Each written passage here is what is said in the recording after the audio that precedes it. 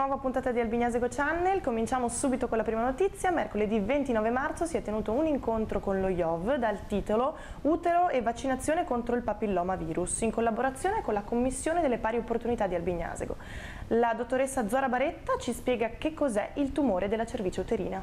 Rappresenta la quinta causa di neoplasia tra le donne in Italia, secondo i dati dell'Associazione Italiana di Oncologia, e la principale causa è il papillomavirus, per cui le donne che in realtà sono a rischio di ammalarsi sono abbastanza numerose.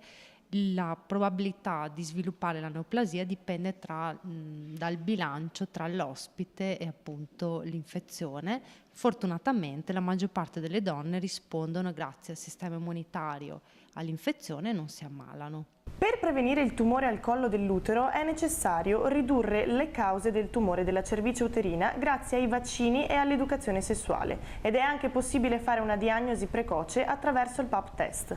L'infezione da papillomavirus inizia a presentarsi nel momento in cui la donna ha il primo rapporto sessuale, per cui è necessario informare le ragazze giovani e consigliare il Pap test uno ogni 2 anni. Il vaccino invece per le bambine tra gli 11 e i 12 anni che ancora non si sono esposte ai rapporti sessuali.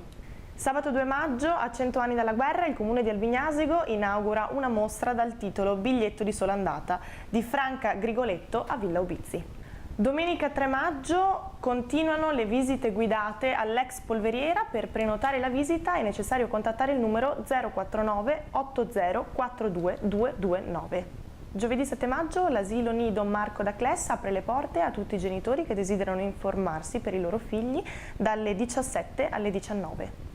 Sabato 9 maggio, come ogni anno, si terrà la tradizionale sfilata dei carri in via Roma dalle 20:30 per il Carnevale di Primavera. Ricordiamo, ogni martedì dalle 20:30 in Piazza del Donatore si terrà 2 passi e una corsa per te.